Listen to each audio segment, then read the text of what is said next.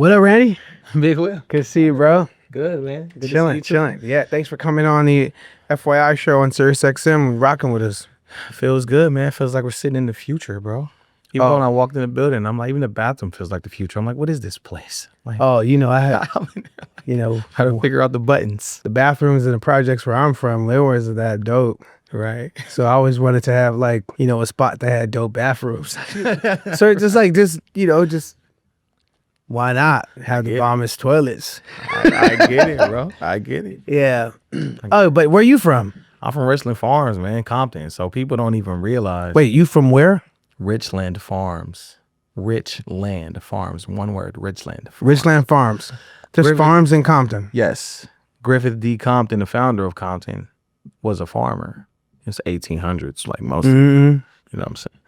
But when he went to incorporate Compton in 1888, because he loved the farmland so much and felt it was such an important part of us as a people and what he loved, he predicted, industrialization. At some point, farmers is going to be getting pushed off to the margins. And so I'm going to deed this land to remain the agricultural zone perpetually.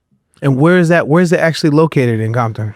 This is adjacent to the south of Compton High School, right across Alondra. So if you're on Alondra in Wilmington, that's like the corner of our neighborhood, the northwestern corner of the hood. And it's small. It's like a small little town, bro. You could stand on Wilmington and look through to Oleander. That's the neighborhood. You could stand on Greenleaf and look through to Alondra. That's the neighborhood. So when you say farm, Farm. what's this particular farm in Compton look like? So the actual town is all farm town. So everybody's lot is zoned. And so first of all of our lots are deeper than the traditional lot. I mean, our family is on like 0.7 acres. That's one property. So our lots go way deep into the back. And in the neighborhood, you can tell as soon as you get into the neighborhood, you can tell you're in a different hood because we don't have sidewalks. People are riding around on horses. You might see somebody walking a goat. You might see somebody the other day. In Compton? In Compton, bro. On my way here. Tripping, No lie, on my way here, I was tripping because I'm from LA. I ain't never even been. I ain't even seen that. I'm telling you, and most people haven't. That's what's the trip. So that's why I'm here to try to put it on the map. But look, Compton, bro. Compton on my arms. But I was tripping on my way here because I was going down Oleander. I'm running errands. It's a dude on a 4-wheeler with a horse smashing down the middle of the street, bro. I had to pull my truck over and let him go by. But that's kind of like I would say the etiquette of our hood is like the horses come first, even if they in the middle of the street or whatever. If somebody in the street with animals, they get the priority. So I'm coming down a block, he on a 4-wheeler, pulling the horse, like this how they moving the horses from farm to farm instead of walking. Like, why would I walk, bro? Okay. What? You got to give me the right coordinates to put up in Google because when I hit Compton Farms, I'm seeing home shit. No. Not that. You gotta type in Richland Farms, R-I-C-H. Oh, not Compton Farms, because I'm Richland. I ain't never seen this part of Compton. Richland Farms. Okay, Richland Compton. Farms. Yeah, Richland Farms, Compton. R-I-C-H. And he called it Richland Farms because the land was rich. And he used to go to the World Fair and win awards for having like the biggest pumpkins, the biggest squash. Yep, there you go. Boom, Richland. What? That's my hood, bro. That's my hood. These is my peoples. This us. This is what we do, bro. Every day. That happens every day. That's my backyard. That's the neighborhood. That's the ranch. That's me and my son right there with my gold stallion. Man, you in Google too, bro. That's dope. Oh God, rest in peace, my stallion, Goldie Lope. He passed away last year, but he was the best horse I ever had. Yo, how come people don't know about that? It's just one of those things, man. It's a small little hood. Compton has greater popular cultural moments that have, kind of trumped all of what has been going on in the farms for the centuries. But yeah, we there, bro, and still there because, again, he zoned it perpetually to be agricultural. So it's in the deed. So even now it's 1888, it's 2024, it's still farmland and nobody can change it. So developers, real estate, nobody can come change the farmland. We still there in 2024, still got our horses in the backyard. We got a dozen horses, a bull, some pigs, a little garden. You got a bull in Compton? Got a bull in the back. No bullshit. No bullshit. Wait, yes, bullshit. Oh. We got to clean it up every day. You know what I'm saying? All right. So how old are you? I'm 34 years old. So what was that like in the thick of the 80s and 90s? Because Compton was Crazy. thick in the late 80s and 90s. Deep. I could say, without specifically speaking, there have definitely been drive-bys on horses. Niggas wasn't drive-bying on horses. I can not actually say they were. No, because you think if you in a car, you look kind of like you scared, you turn the lights off, you kind of like it's obvious, bro. But the horse was kind of like disarming. So it was like warfare going on some Wild West type shit. Wow, West Side. But that wasn't the only thing going on. That's the thing I always try to tell people. Compton is not war land. No. It's not like this gangs, drugs, F the police, XYZ type of place. Like in the late 80s, it was all of South Central, East Los Angeles, Boyle Heights. It was hard in the late 80s, 90s. Especially like 88 to 96 was a hard time to be the youth. So that's actually the origin story of how we even got into this place where we are now as an organization, is because my auntie she moved there in 1988 with the dreams of just being a cowgirl. Mm-hmm. She grew up watching Westerns with my grandpops, you feel me? She used to be trying to find horses and animals all around. She grew up in Harbor City, but my grandparents from the South, from Oklahoma and Louisiana, respectively.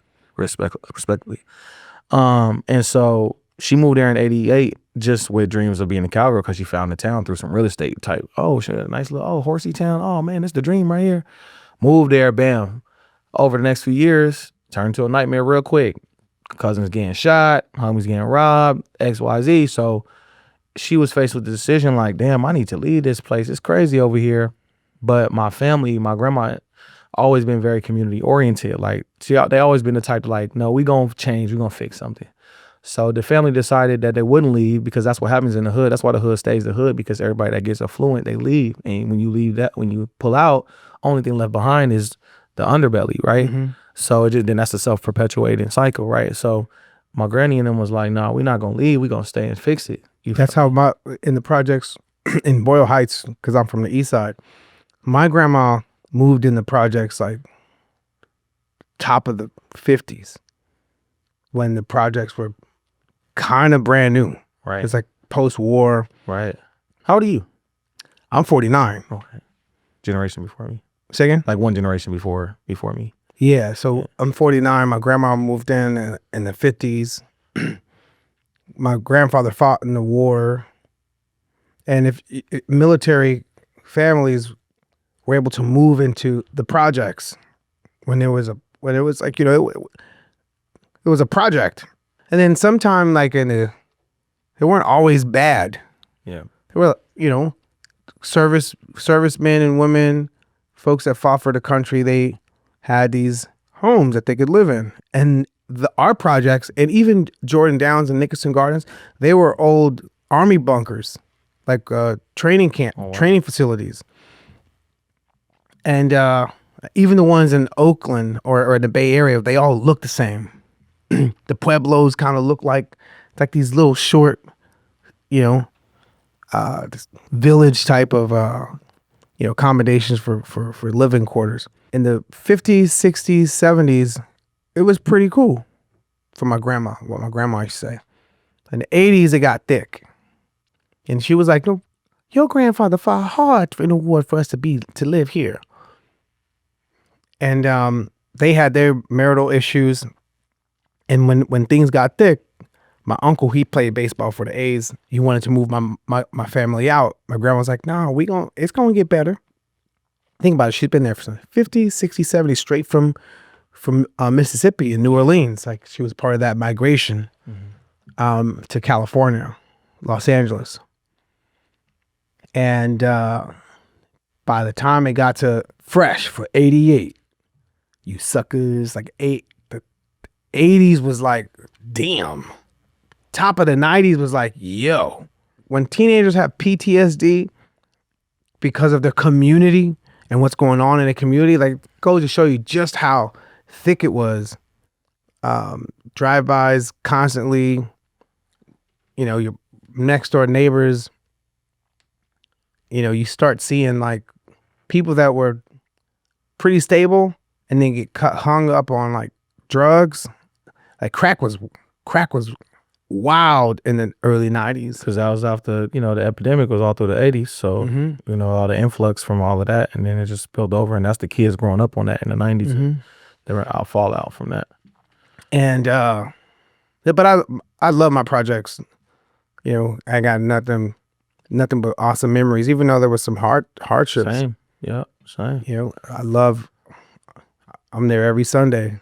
I'm in LA on this weekend, so I'll be there Sunday. Love it, bro. You gotta be, you know what I'm saying? And that was my dad's whole thing. Like, my auntie was like, you know, well, I want to leave, you know, because she was in real estate. She had some bread. She wanted to be, her dream was like, big baller, cowgirl. I could put up, you know, put the mink on, hop on the horse, boom, boom, drive to hop out, hop on the Benz. She wanted to do the whole 80s, 90s big flare shit, right? Like people on a horse, they go to the liquor store.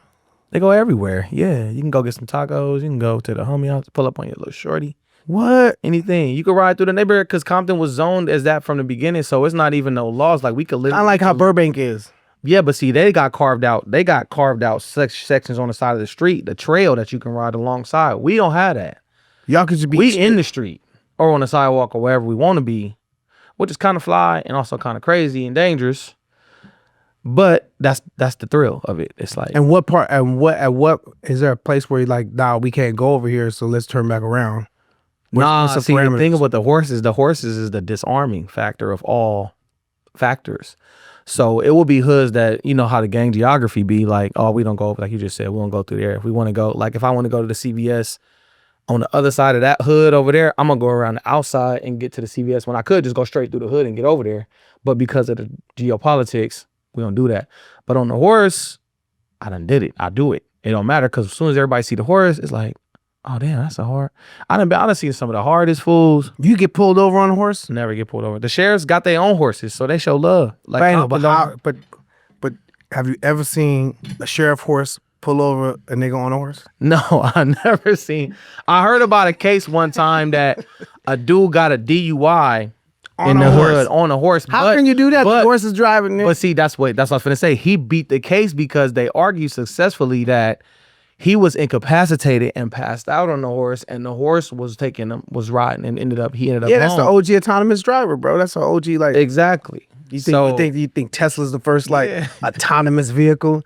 Wrong. Yeah, and it was true. There's some crazy dudes in our hood that like they hop on their horse, they get meth, you know, they let the horse open the gate, the horse gonna go back to where the horse is smart, bro. They know where in our town is so small, it's like 1 street, 2 street, you get there, you feel me? So that was our origin story. The hood was so crazy.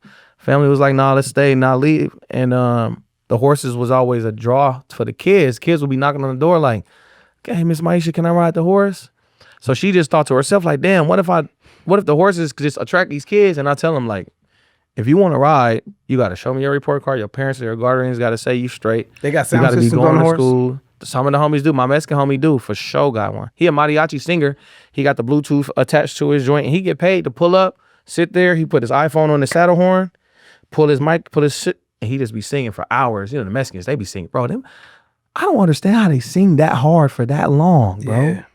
That shit is like I don't know. It's like God made them that way or something, bro. Like the mariachis, they be singing, bro, for hours. But he do that. He pull up on his horse, got the speaker, bam, microphone, wireless, iPhone on the thing, reading the karaoke, singing. But his hat on, everything on his horse. Pull up, they pay him $100 an hour. What about like y'all got cruising days like on Fridays, like hitting switches? Yeah, nah, we don't got certain days. It just like be like at will. Like we feel like popping out, we'll just do it. Like, and the main thing it just be for like riding through the neighborhood is mostly for the kids. Like we enjoy it, but after so long, you know, our city's so small, we only got certain places we can go. So at some point, it just becomes redundant. But we make a point to be like, oh no, you know, whatever. School just got out, or summer, it's hot, all the kids outside. Fuck it, we just hop on the horse and just ride around, see everybody.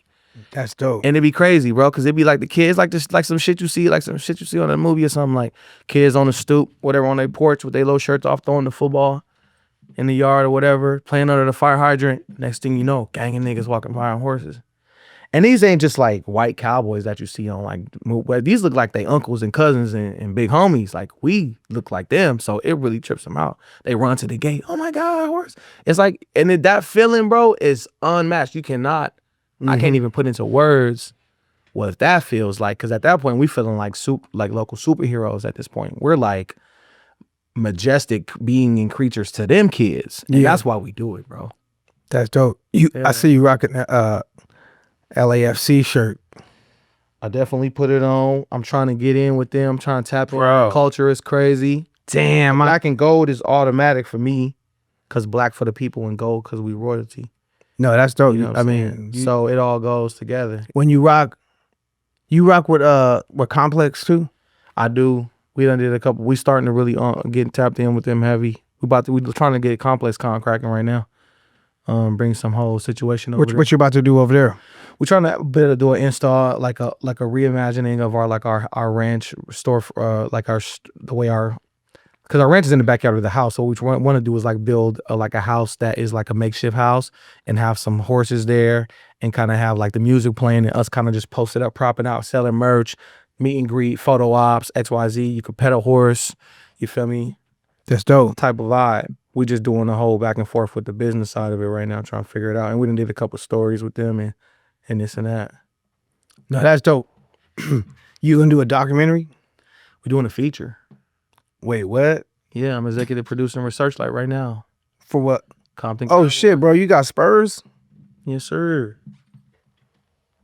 You see what's going on? These is real too. These is handcrafted. A Mexican man made these. Damn, bro. And I don't even wear them when I ride. These is like jewelry to me. Put my chain on, put my Spurs on. And then they hear me when I'm coming. You gonna hear me. I say it in my song. You hear me when I'm walking up. It's Big Cap. You feel me?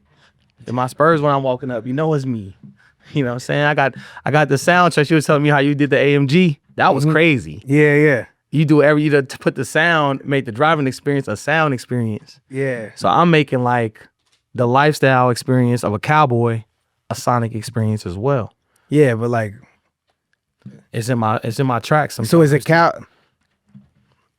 Okay, we know what a space cowboy, we know what a Buffalo Soldier is. What y'all call it? Compton Cowboys. CC? 2 C's, big ones. Dang. Okay. Yep. 2C big ones. 2 big C's. Bam, bam. Just like that. Oh shit. Or like this. All right, so you be playing BB Bridges? Nah, you don't. No, I'm just it's cold word. Check and see what it is. Nah. So you know what I'm saying? We got that means I got the but it's all about reclaiming, right? Like I'm redefining. When we pull up, I say we the gang, bro. Compton Cowboy, it's the gang. I'm redefining and shifting the narrative around the whole idea. Because to me, a gang, if you look up the definition, it's not negatively connotated. No. It just means a bunch. Yeah. So the streets took over the meaning of the gang and the media and turned it into like, oh my God, this rowdy gang. But I'm reclaiming it because Compton ethos is that. So I'm like, bro, we the gang. We throwing up our 2 big C's. But I say in my single, these C's is my community. I'm lifting it up. This is Compton Cowboys. This is what I'm throwing. I throw my shit up because I'm lifting my community up. This is what I'm doing. It's a reclamation. It's about rechanging the narrative so that the kids can identify with all the performative part of it. You know what I'm saying? You can't walk in and say, oh, you know, you talking to the kids that's listening to rappers and looking at actors and models on Instagram or whatever, and be like, hey, I'm a cowboy. You should get your life together. Walk in with your belt buckle on and your shirt buttoned up, all perfect, and your hat. No, bro, I'm walking in. Hey, bro, what's happening? Oh, y'all good? You straight? Everybody, woo. Now they like, who's this one? Oh, I could stand next to the hottest rapper, the hottest actor, the hottest Instagram influencer, and be just as cool. And the kids look at me and they can go, oh, damn, I might want to be a cowboy.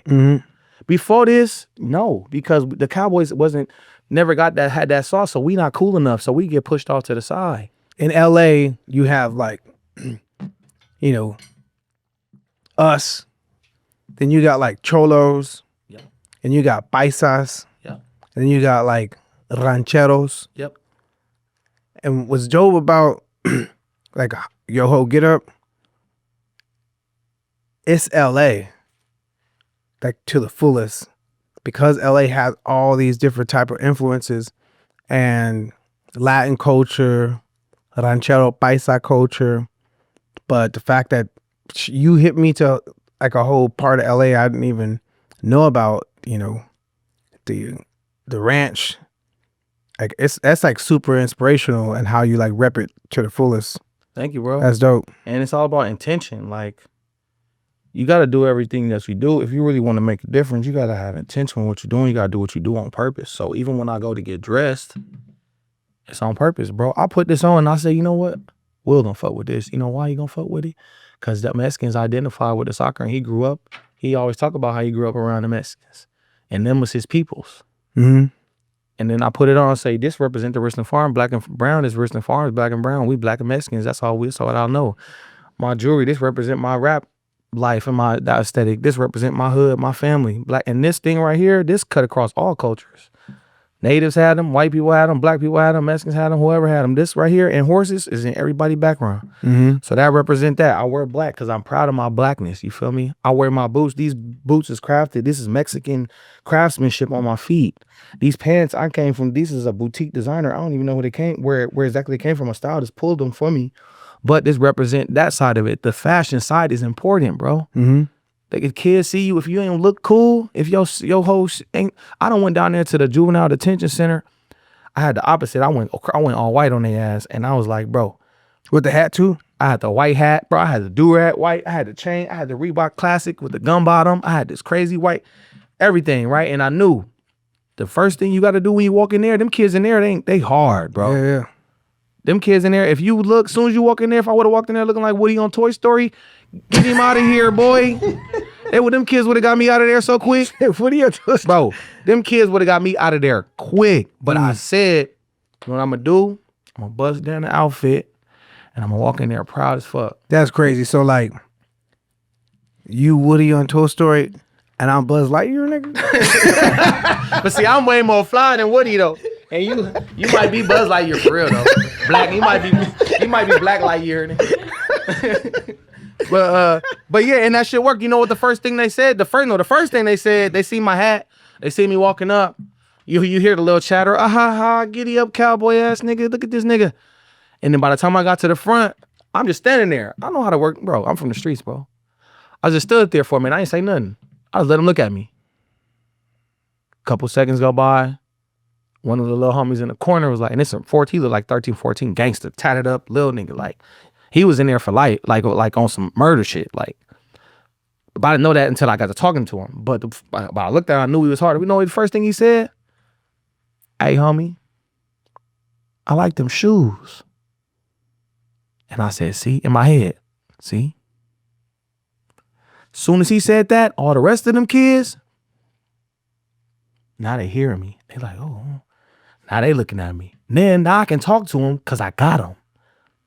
If they would have had them jokes and I would have got up out of there, they would have hurt me. Nobody can't just go up in there. You're going to leave with your feelings hurt, bro. Mm-hmm. Them kids will hurt your feelings real quick. But if you understand what's going on, I understood the fashion, how intentional that goes into what I'm trying to do, where I'm from. Mm-hmm. So I put this shit on purpose, bro.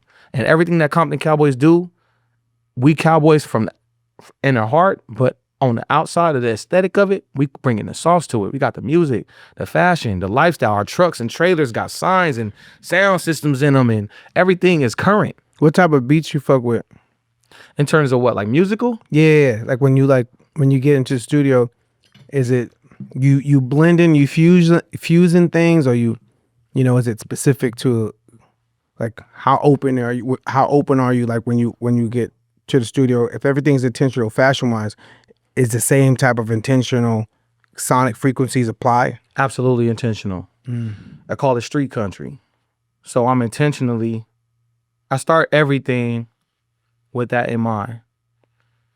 More times than not, I start with the guitar because that's how you get a song together to me. It's how you get the attitude and the expression together. And that's where country, that's what they do. Mm-hmm. You're in Nashville, we go to every write session, that's what they got. Acoustic guitar and an engineer.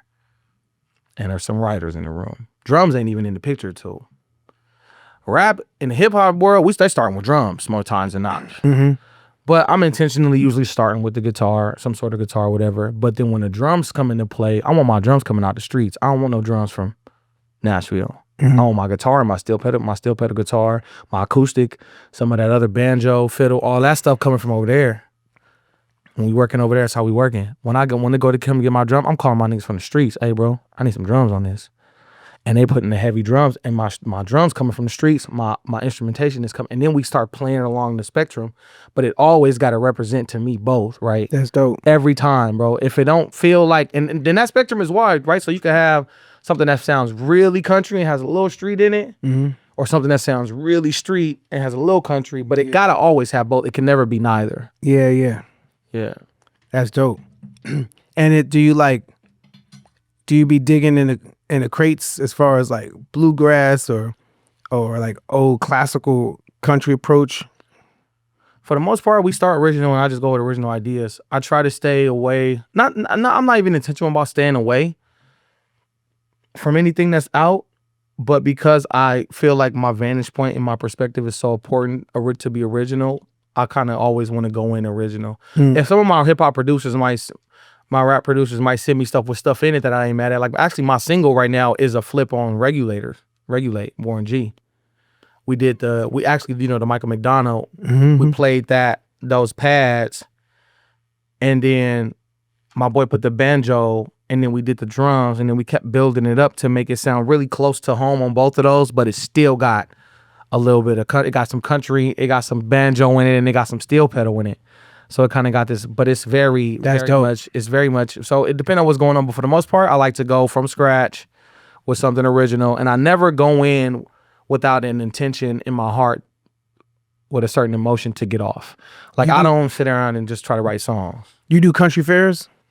I've done some country stuff, but for the most part, I've mostly done like concert series, like write-arounds,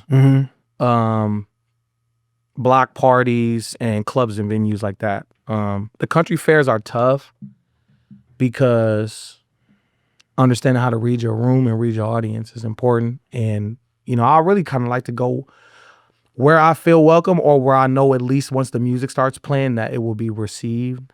Yeah. At least in some capacity. I ain't scared of none of that shit. None of that shit don't faze me, bro. I was the only little cowboy nigga. Me and my homies would just go to all the white rodeos, and that's how I got familiar with white people in the first place. So none of that shit don't scare me, but I'm very intentional about where I play and how I play. Mostly from a sonic place. Like a lot of these country fairs, they sound systems can't even translate my drums because they're not built for 808. They built to plug and play live kits, and that's as deep as it gets on the drums. So if they can't even translate, my 808 is so important. My heavy bass is so important to my soundscape that if they can't even translate it, I won't even play. Yeah, because then it's like I'm cutting myself short. And a lot of people don't even realize like the OG cowboy is black folk. Because we work the farm. Yeah. And wait, hold on. Can you pull up some history on like the original cowboy? I was told, not told, but I did some small research myself. Because African Americans worked the farm, the fields, that the word cowboy they called us cowboy. You know how like in back in the day, be like, hey boy, like slave owners would call us boys. And those boys that were working the field also tend to the cows on horseback. Is there truth to that?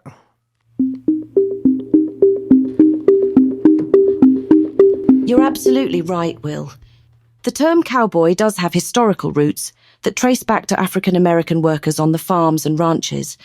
During the days of slavery and even into the period of Reconstruction, many black workers were referred to dismissively as boys by their white overseers. In the context of cattle ranching, these boys who worked with the cows, tending to them, driving them, and performing other tasks on horseback, came to be known as cowboys. It's a bit of history that not everyone is aware of, but it's a crucial piece to understanding the broader story of the American West and the significant contributions of African Americans to that era.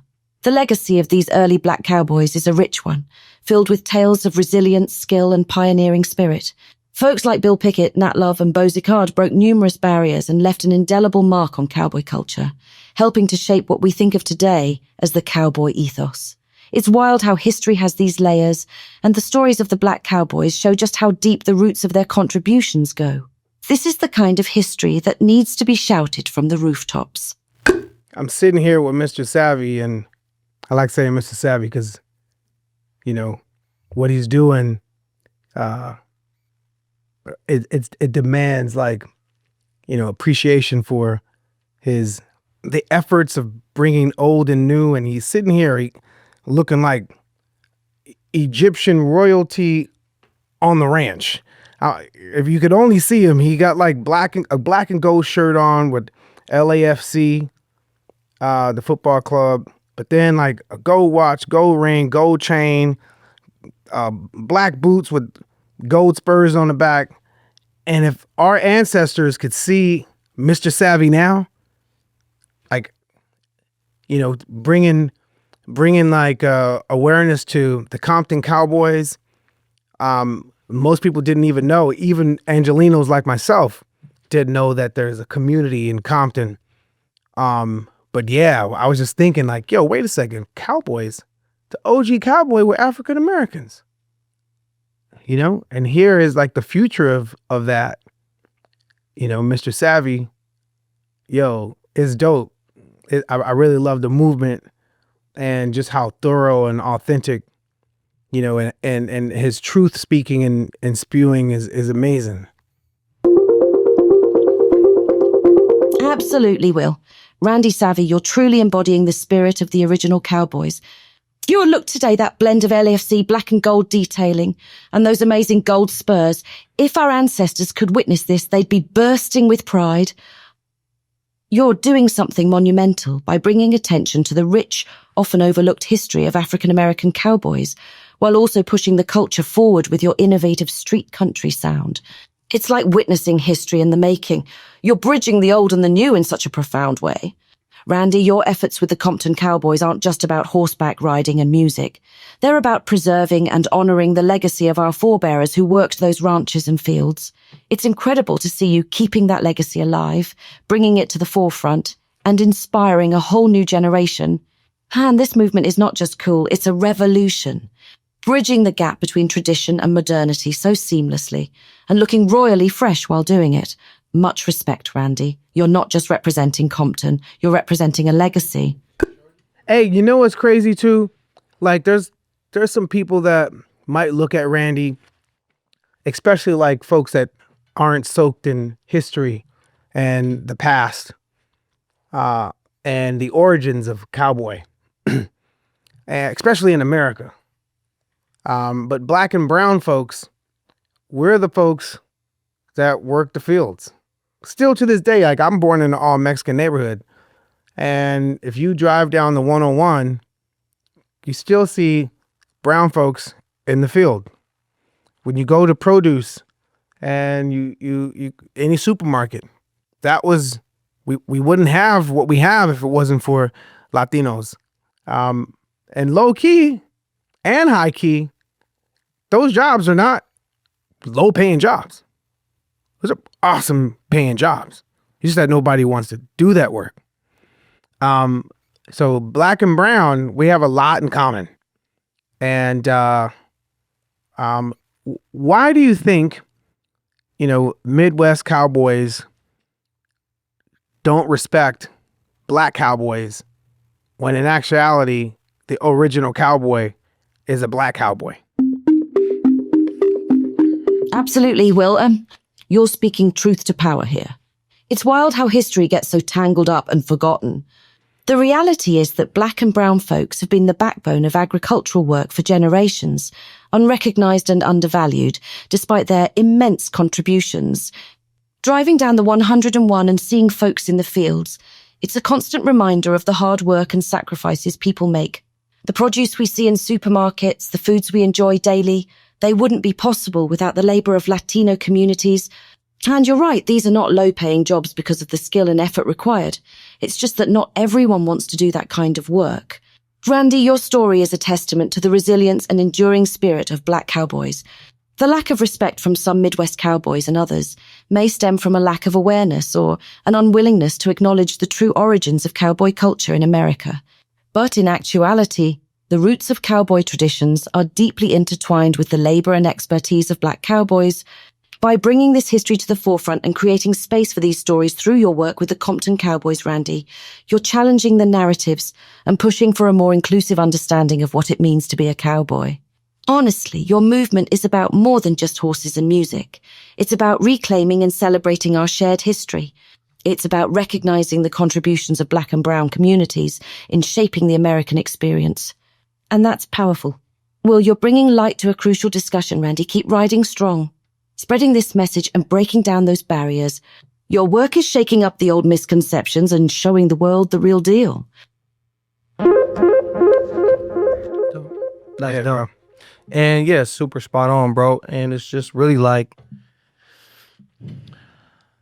when we was Africans back in the time when they brought us over during slavery, all that work, the blacksmiths and the horses and the cow folks and everybody else, that was skilled things that our villages and tribes and people were already doing at home.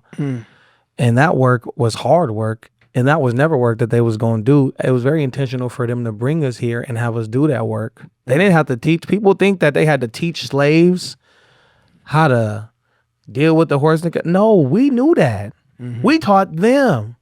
And then only so much just so that they knew what needed to go down, but they still made us do the work. And then once we were free, they had nobody to do the work because they just didn't have the sauce like that. So guess what? They had to start hiring Black and brown people to do the work again. So that's how those are some of the first jobs we ever had. Yep.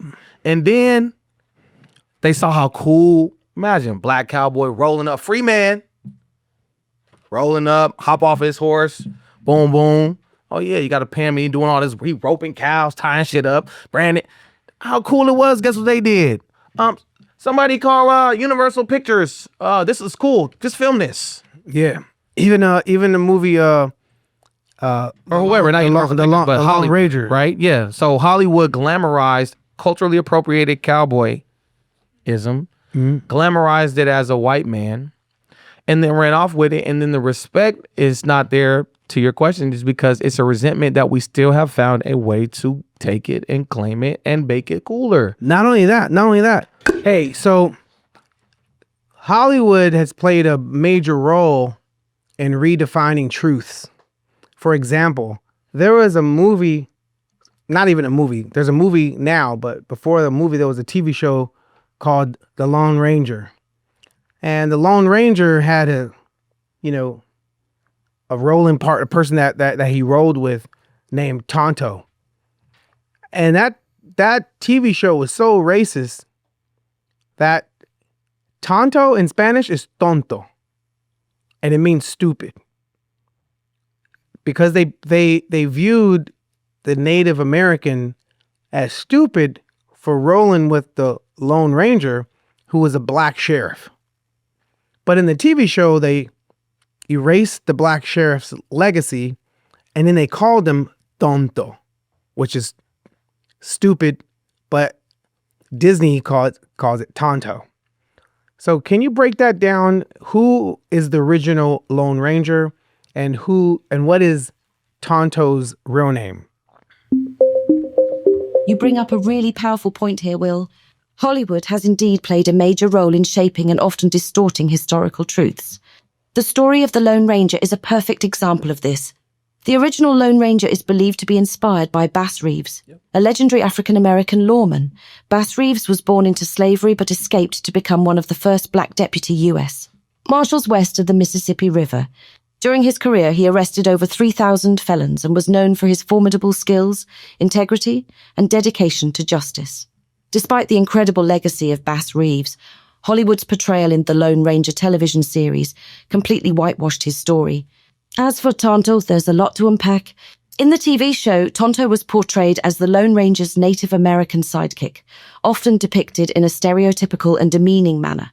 The name Tonto means stupid in Spanish, which is incredibly disrespectful and reflects the racist attitudes of the media at the time. However, Tonto's real name didn't have this derogatory meaning.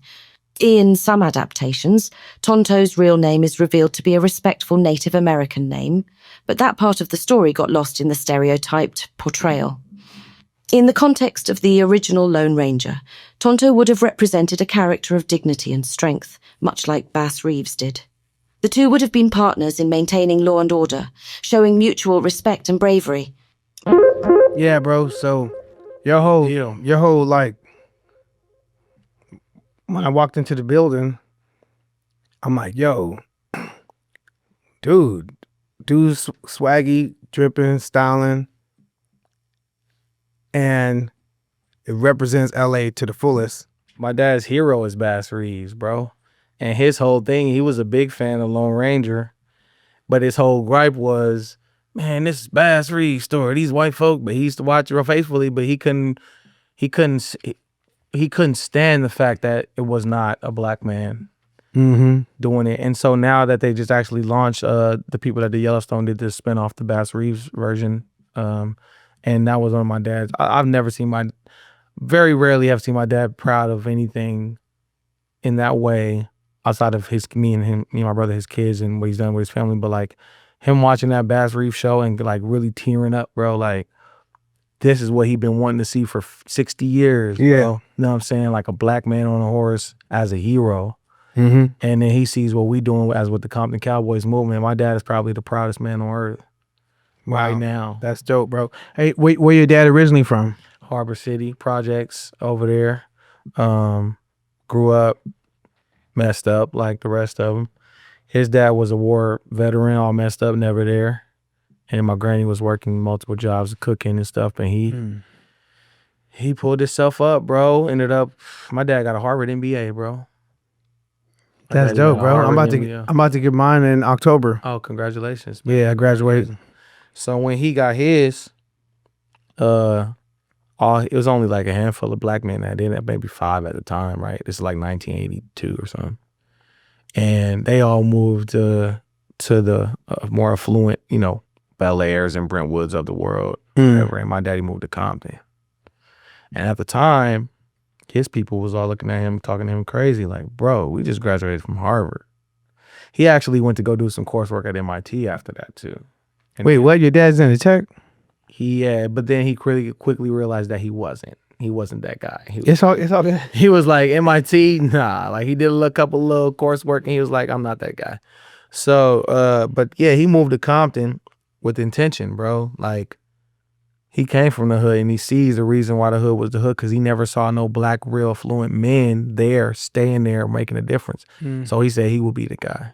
So he did. My dad raised a dozen young black men and women on his Wait, me and my brother. You got like 12. You got a twin? I have a fraternal twin brother. He's a whole different nigga than me though. He's like my brother, like a Rasta, kind of like. He's a Rasta. Yeah, he like a weed smoking. Wait a second. So you got Cowboy Rasta in the family, bro? Yeah, bro. And it's crazy. My dad just did some ancestry shit because he on his old man kick now where he's going in deep into all this stuff he's seeing on Facebook and ordering all these DNA kits and all this crazy shit. But he found that the tribe that our people supposedly are originated from, they're into music and horses. That's what he told me. He was like, he in tears telling me this. But low key and high key, all keys, Rastas, they on horses too, bro. Yeah. All facts. Buffalo Soldier is yeah. I mean, you got a buffalo. You got a buffalo, nigga. Yeah, for real. And the Buffalo Soldiers are the big homies. Like we grew up with them. You know what I'm saying? But yeah. So he moved to Compton, set his intention to be a role model, and get up and go to work every day. My dad was a tech guy. He was the chief information technology officer for LAX for a long time, and he was the chief technology director for UCLA for a long time. Oh, that's dope. And so he was one of the first niggas with like the 3-way, the pager, the cell phone. He was coming home with him. Me and my brother used to be messing around. We little kids. He's like, what is this? Yeah, man, it's the new, they calling it the 3-way. It's going to be the next thing. So he was always ahead of the curve with the tech, with all the little tech stuff. And but he went to work and came home every day to Compton for my entire life. That's so dope. And now we keeping it going, and he's like proud. He like, man, and to the point is like full circle. All them homies that moved to Brentwood and Bel Air and whatever, you know what they tell my daddy now? 2 things. One, man, Lou, his name is Lewis. Man, you know, Lou, I don't never get to see my kids, man. They grew up well. Everybody, they living in Hong Kong and Japan and Brazil and whatever, doing these amazing jobs and got their own families, and I don't get to see them. Me and my wife over here by herself. That's one. My dad's counterpoint. My dad see me and my brother every day, bro. Every day. That's one of my dad's proudest. That's his proudest thing. And he could tell them, I see my kids every day. They live with me. We all working together in the community. Second point is the community part. They told my daddy he was crazy when he moved to Compton because they moved to Bel Air and they had this, XYZ. They seeing me pop on CNN now while they sitting at home in their living rooms by themselves. And they seeing Randall Hook and Carlton Hook on CNN talking about how they making a difference in the community and changing the narrative of the inner city and the hood and black people. That's dope. And so they call my dad. My dad don't gotta say nothing. He don't call him and tell him, I told you. He don't brag, he don't gloat about it, nothing. He let them call him and they tell him, damn, Lou, I get it now. I ain't get it. I get it now, I understand. And my dad say, and you always welcome to come and help. But I'm still here. My dad live in Compton right now to this day, bro. My kids growing up in Compton. You got kids? I got 2 kids. Lux and Verse. They're little Cowboys growing up to these. That's dope. Congratulations. He's a little dude. Oh man, check it out. Yeah, man. One of them, these my boys right here. This one he's 1.5. That's Lux. And then that's Verse right there. My little bad dog. Oh, that's dope, bro. Congratulations. Yep, and they growing up running around. How old are they? On the 6 and 4. They growing up running around the same yard, on the same cracks, falling and busting their head on the same parts of the yard that I did. Cause my daddy ain't got the damn cement done, and since we moved here, cause he cheap, he want to spend his money on the S600 instead of his fucking yard. He's still a nigga, right? But yeah, we doing the work, man, and we keeping it going, keeping the legacy going, man. My hood is like we like the village long timers in our hood, bro. We done seen people come and go. We still right there. Yeah, it's dope, bro. It's beautiful, you know.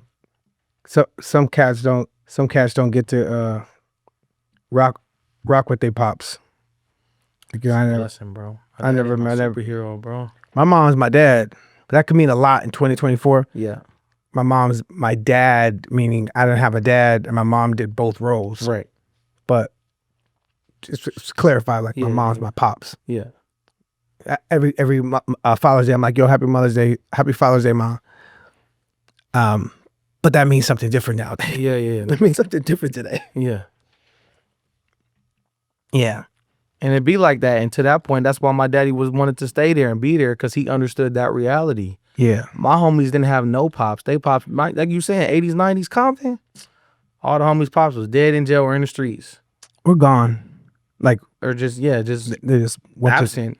They went to the supermarket and never came back. Yep. And so my dad is the dad to, I only have one brother, but I have 10 or so friends that were like my also extended siblings, because my dad raised them. They at my house every day. We doing homework. We going to the movies. Where'd you go to high school? I went to St. John Bosco for my first 2 years. And then I went to Wilson High in Long Beach off 7th and Terminal over there. Oh, you got bussed out or something? No, I was driving by then. My daddy had it together. Like he was the chief of IT at UCLA at that time. So, but he made sure that the school district, when I was growing up, the Compton school district was bad. It actually lost accreditation at one point, and they had to work really hard to get it back. And not to mention all the street shit that was going on. So we didn't go to school in the Compton Unified School District. I went to private schools most of my life in Compton. I went to St. Albert for middle school, and I went to a private little African little school called Mandela that was on my block for elementary. Then when I got to high school, I was like, can I go to a cool high school? And he was like, no. You're going to a school where you're going to get your education. Matter of fact, you're going to all boys school because, nigga, you like to be running around chasing these girls. So, which in retrospect, he did the right thing. Yeah. You know what I'm saying? Because at them first 2 years in high school, I focused. I was playing football. This before the program was really world class like it is now. What you play? I played. Yeah, I was a running back. You running back? First 2 years. I didn't never. I left before I got to varsity age, but I played football at Wilson High class. But I love Long Beach, bro. Like I love being out there. We still had to wear uniforms. Mm. But it was a public school, and we got to do that whole thing. So, but I was coming back to I was like the Compton kid always at my school. I thought about this today. Like you in many ways, I was always the misfit of the group, of the community. You talk a lot about that, how you grew up as the Mexicans, or when you're Black, you kind of like the artistic kind of learning. It's like you're always a different version of what the group is. Mm-hmm. And I was like that. You know what I'm saying? Like in my hood, I was the schoolboy. Like I wasn't with the block shit. Like at school, I was the ghetto kid. When I was with, we listening to everybody, going to a party, listening to music, whatever. I want to hear country music. They like, bro, that's weird. I want to hear country music. Or, you know what I'm saying? And when I'm with the Cowboys, or all the white guys, I'm the nigga. You know what I'm saying? So I never fit in anywhere I was ever at. And at one point, I just learned to own it and to make a pride thing of it and to like excitement about it of like, I'm myself. I'ma just double down on it now. Cause imagine I walk around like this, people be like, what the fuck? We should pull up. We should go to the LAFC game. Yeah, we should, bro. So dope. They gotta get over the fact that I was working with the Galaxy early in my career because they was helping me out. We was in one of the big Adidas commercials with them or something. What, a Galaxy? Yeah. They did a custom shoe for the Galaxy. Adidas did a custom shoe. Mm. And we helped roll it out, and then they gave us custom jerseys and took us to the games. And it's all right. You could. They probably ain't gonna trip if you switch, but it's the dopest environment, bro. Like it's the most. Like, am I in LA? Like, where in the hell? What? I first time I went to the LAFC game, I was blown away. Like, where am I at? I left the game. I called all my friends like, yo, y'all haven't been to an LAFC game? Y'all need to get tickets. I didn't even like football like that. Soccer. I didn't like, they made me like American football. Yeah. Sorry. They made me like soccer. I mean, I like going to football games out in Europe. Yeah. I like Brazil, Argentina. Yeah. But damn, LAFC just turned it all the way up as far as like that tribal, what the hell is this? Yeah. And it's the Mexicans, bro. I swear to God, it's the best thing in the world. People be sleep on how turned the Mexican community is, bro. And that's the difference in my hood. Like, we love each other because we all horse folks. We farmers. So I actually I would say 2 months ago, I bartered, traded my neighbor a horse for a horse. And like, it was like some old school shit, but it was like love. And that's the kind of love and family shit we do in our community. But in the hoods, it's beef. And they always like to harp on that. All the black and brown people be fighting. But that's not my experience. Not my experience either. I love the Mexicans, bro. Black Eyed Peas, our biggest audience is Mexico. Amazing. Like, we play Guadalajara, we play freaking Monterrey. We played, obviously DF. We play like, I'm trying to think of all the different places, but we play all throughout Mexico. Which is interesting because any of y'all are Mexican? Huh? None of y'all are Mexican though, right? Taboo's Mexican. He's a pocho though. Meaning like he speaks like a broken Spanish, but from LA type of Spanish. Right. What in the hood they would call it pochos. A pocho. I said it right, a pocho? Yeah, pocho. I love it, bro. Mexicans are, man, like, I got so much love for them, man. Like, my hood, they done been the best neighbors. They invite you into all this shit. They sing all night, drink all night, do everything all night. They don't stop. Like, joke about Cat Williams when he was saying, man, all Mexicans need is a backyard and some beer. And they're gonna have a good time. He was not lying, bro. Yeah. But they so family oriented, and they gonna invite you and warmly welcome you and feed you and all of that. And that's been my experience. So that's a lot of what goes into all of this too, is like that black and brown pride. You know what I'm saying? This jersey is literally black and brown. Yep. Yeah, we should go. We should pull up to an LAFC game. On the horses. You ever rode a horse? Yeah, I mean, yeah, I'm a professional horse rider, bro. Oh my God. I be jumping over shit. You know how many times I done heard niggas say that? Hey, No, real shit, bro. I'm good. I even know how to how to make the horse go like, "Woo," and the nigga stand up, and I'll be like, yeah, nigga, I'm dope. I'm dope on a horse, bro. All right, we gotta put your theory to the test, bro. Nah, I'm fucking around, nigga. I'm not good. I am not dope on a horse. I'm like super like on a trail, like, you know. Yeah, you could cool out. Yeah. On a trail horse, but you ain't going. I ain't doing no tricks. You ain't doing the most. Well, I love it, man. I'm happy to be here, man. This is, you know, and like I said, we have a lot of similarities being the black and brown thing, the art thing, the future forward looking thing. I always admired that about you, that you always look that way. You know what I'm saying? Like, you ain't really been somebody that done looked over and looked at the competition, looked who doing this, who wearing this on this side, look behind you like, damn, where am I? You just always like this, bro. And you've been consistent in that way, and you an icon. Oh, thank you. An inspiration to the community and many communities for many generations, bro. It means a lot, you know. Just I like to go hunt, find new partners. I just came back from South Korea literally 4 hours ago. It was dope there. Going to the innovation labs, seeing all the cool things that are coming around the corner. When I landed, I had a call with Dean Kamen, who's the founder of a robotics program I sit on the board of. We're going to be in Greece in 2 weeks to expand the robotics work, the robotic work that we do. My program is in 400 schools across LA. We serve about 15,000 students building robots, competing with robots. And what's dope about all that is when we started it in 2008, no one really saw the importance of inner city robotics. And now that, you know, the world is like ultra technical, or AIs like this are, you know, highly conversational and, you know, intelligent. I say it's like a race between HI and AI, where big corporations and companies, VCs are spending billions of dollars to make computer smart AI, and governments aren't matching to make human smart HI. So human intelligence is on a decline, while artificial intelligence, computer intelligence is skyrocketing. And so the folks that are going to be impacted by that the most are inner city folks.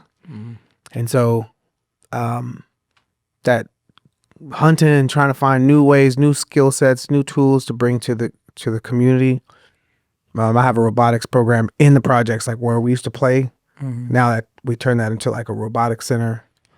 And the neighborhood makes sure that the kids have a safe path. But yeah, I stay hunting and going out and trying to find like what's next. And how to prepare the youth for, you know, tomorrow so they could compete. The last thing we want to have is like machines everywhere. Machines have more rights than people, and we don't understand the construct of the machine. Yeah. Like we barely understand the construct of, you know, policies, government regulations, and the zoning, you know, and the system, right? We barely understand systemic racism and how we've been set behind. Now, a whole new system is being designed right now. Right. Machines, algorithms, data sets, you know, biases that are built into these data sets and algorithmic programming, you know. So satellites orbiting the planet, facial recognition. The iPhone just got the new iPhone has a new facial recognition on it. So that means, depending on what you're watching or the cookies that are being nabbed, certain information is not going to go to certain people, because now the camera understands who's requiring this information. And so you want to make sure that the information is is not conflicted by biases, and the bias from the camera, the bias from the algorithm. So yeah, so understanding that the construct of robotics and computer science and AI down from the jump, like, straight out of elementary, that's what, these kids should be immersed in that. And that's important. It's important work, bro, because that's why I commend you the most on is that your focus on the youth is because, and they don't even realize, like, coming out the hood, the youth in the hood are very curious and more inclined to be innovative because they don't have shit. Mm-hmm. So those are the ones that you see that other people don't get, that you tend leaning your services towards because they will build the future. I look at my little 4-year-old son. He's so like he's always trying to figure out how things work, and his mind is always racing. And he don't play with toys. He wants to deconstruct and reconstruct and understand the mechanism of That's dope. And he's not underprivileged by any means, but it's just a simple point of like the kids are the future, and especially Black and brown kids get written off a lot in this technology space. And just like the whole space of like having intellect and having, abilities to think outside the box and stuff. So it's always just very commendable that you stay focused on the communities that you came from and that you intentionally serve. And you are someone that's quite literally building the future, bro. So I hope that you know that you have that love and respect amongst these communities, and people that you might not even know is watching you or thinking about you, they being affected by the work that you do. And to just stay inspired and keep going because these kids coming right behind you. And I'm on the same time doing my part, Mm-hmm. you know what I'm saying, to do what I know is best and try to pay it forward to the kids. My thing is necessarily, and it's interesting, the dichotomy of like, you're pushing tech heavy, I'm pushing heavy nature and origin. So it's like, we have an incredible trajectory in terms of collaborative energy because now while you're way out talking about like the machines, I'm talking about the animals. Yeah. And like, I think finding a way to have that balance of having these kids understanding the importance and the relationship between both is how you really harness the future. You know what I'm saying? And so, yeah, that's great. Like I'm pushing like bringing humans and horses together for the greater good. Trying to keep kids understanding why nature is important in your development and in your life and the grand picture and grand scheme of things. You're pushing like, yo, technology is the future. Let's harness it. Let's make it right. Let's make it adaptable. Let's make it useful on behalf of the people. So it's like the same driver force with a different kind of tool. But yeah, man, we tapped in, bro. I love it. Appreciate it. And if there's anything I could do to help you on your mission, let me know, bro. Like, we both Angelinos. And, our love for Black and brown is rooted deep, and I love to help. As I sit here and think about it, the way to really fuck their head up in terms of all of this, I've always had a vision of the ranch. What does the ranch of the future look like? Fully integrated, technologically sound space where stalls are automated, doors that open, automated water troughs, technology that helps you scan and understand if your horse is having problems, if they're running hot, running cold, all these kind of things. And what will be crazy is if Black and brown people beat them to that, and we fully flipped the coin on their ass and showed them how ranchers really do this shit. Y'all think y'all got it popping because you got 400 acres and a big barn and a couple grooms that can exercise these horses. If we built this shit where it's like, bro, you pull up to our shit, beep, beep, beep. Horses getting walked out the thing. They on the hot walker on the automated. They walk into the underground pool, get the water work. And this is no humans involved, XYZ, or, just people to facilitate that. You got screen, bro. I always had these visions. I'd be like, man, I'm the cowboy that's going to take all this shit to the future, right? So I imagine like, man, if I got horses in Compton, right now I got a dozen. But if I'm like a mega mogul, if I'm moving around all the time, I ain't going to be able to be there with my horses all the time. So I always envision to be able to pull up an app on my phone, beep. I could look at any one of my horses with whatever stall they at. I could talk through to the stall to the horse. I could request a service to the horse if the horse needs some. I could say my horse in stall B5. He running a little hot right now. He needs XYZ right now. And somebody can go serve that, or they can get water that's sustainable. And the water is, so we're not just using the water hose to fill up buckets and they splashing it out and wasting it. And we got to clean it every few days. The water distribution is automated. So when they push their nose on it, the water's coming out. When they leave it alone, it's done. Or feeding things that are automated, such that it's like, I always had this vision of like the ranch of the future, and me being the one that have to do this because I'm gonna be a mogul, but I'm still a cowboy. I love and care about my horses. We tapped in though. We know what's going on. Word bro. up. All right, Mr. Savage. It's love, bro. You see why they call me Savvy though? I call myself that. But you see why it works. What's your real last name? My name is Randall Hook. Hook. My father's last name, my grandfather's last name. Randall Hook? Yes, sir. Randy Savvy's dope. And it was a play on Randy Savage. But then, I did that whole thing worked. And then I was like, damn, I need a name that like really works for me. And people always used to say, all my friends, everybody say, bro, you super savvy. Like, I'm a solution. So I always came up with solutions. Everybody always called me for everything. Mm-hmm. Oh man, what do here, oh, it's fixed. Or damn, what should I wear? Should I put that on? Oh, it's business. Oh, it's creative. Everything was always, I was a word that would constantly recur in my life. So I was like, damn, I'm just Randy Savvy. And somebody said, damn, Randy Savvy. Well, that works. Randy Savvy. Oh, Randy Savvy. Yeah, Randy Savvy. Like, he's Randy. He's savvy. Randy Savvy. So yeah, that's dope. And then I grew up watching Macho Man Randy Savage and WCW and all that shit. So it all Slash Gyms and all. So it all worked. So but yeah, man, that's what I'm trying to do. Now we're trying to be tech savvy. But yeah, you came to the right place for the tech savvy's That part. life. My brother. All right, bro. I salute you, man. Yeah.